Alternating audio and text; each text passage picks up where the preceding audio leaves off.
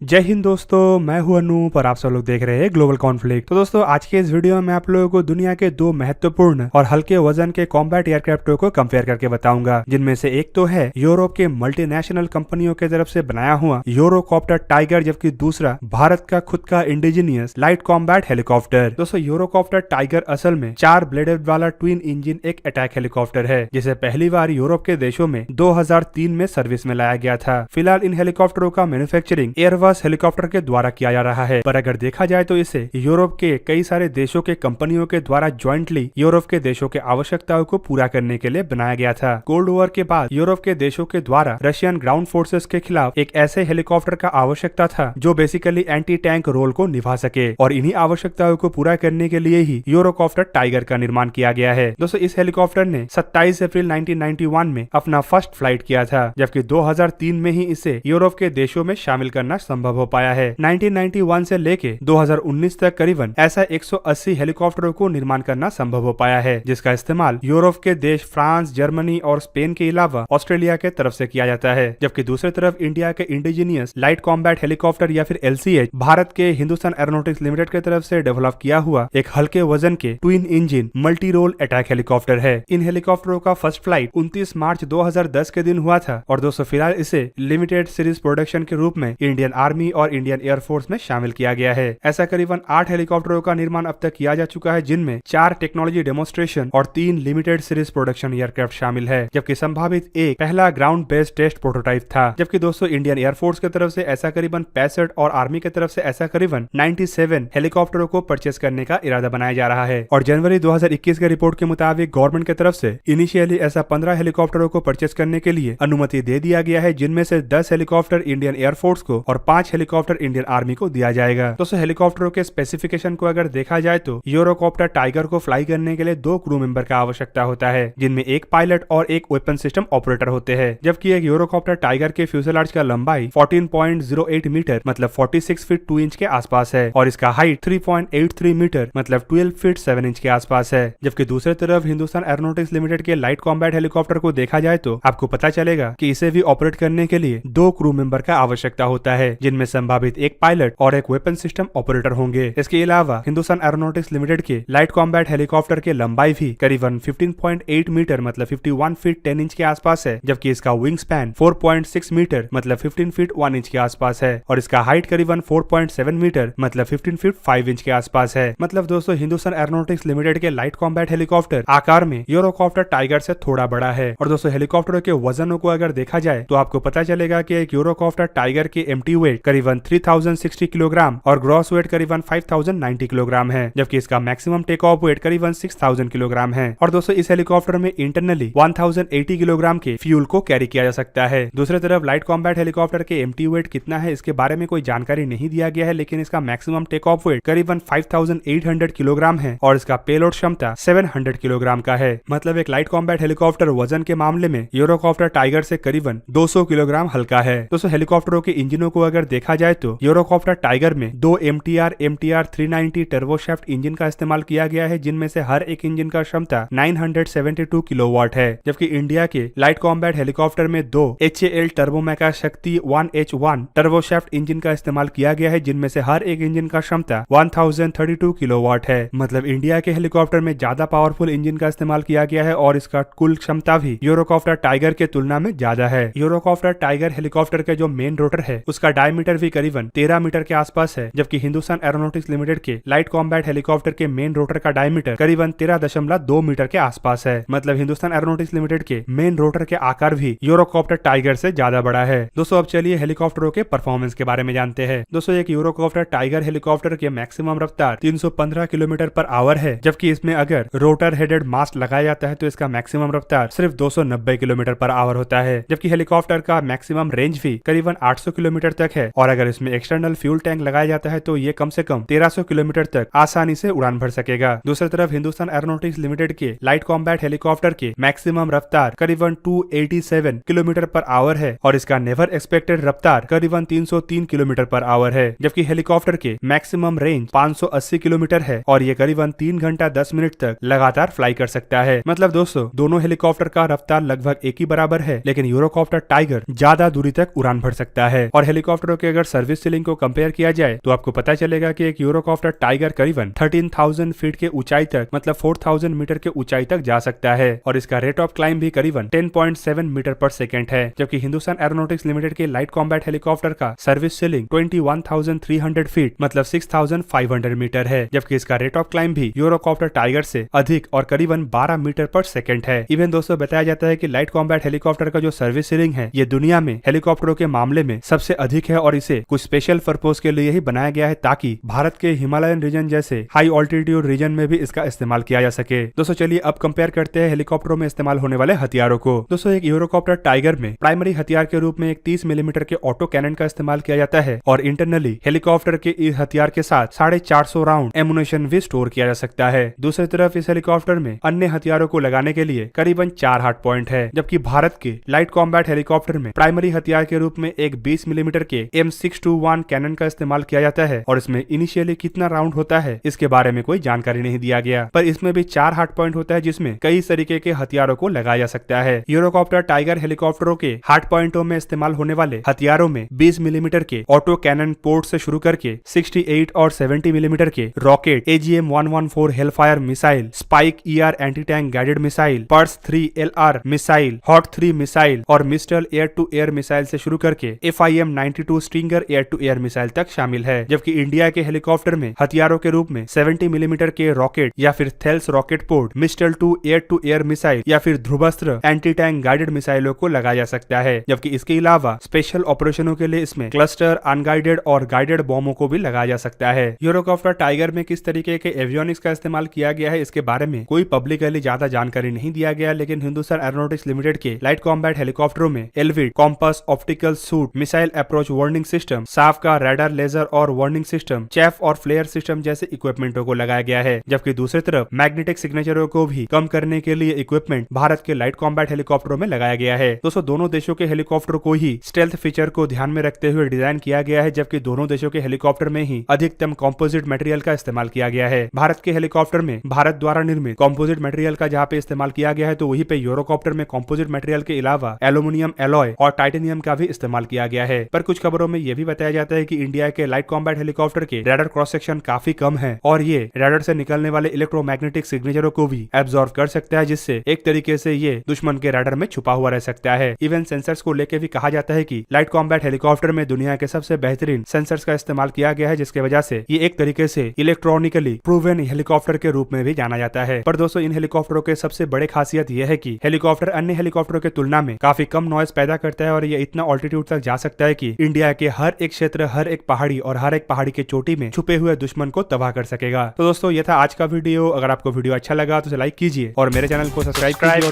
और bell icon को press कर लीजिए ताकि आप मेरा वीडियो देख पाए सबसे पहले। जय हिंद।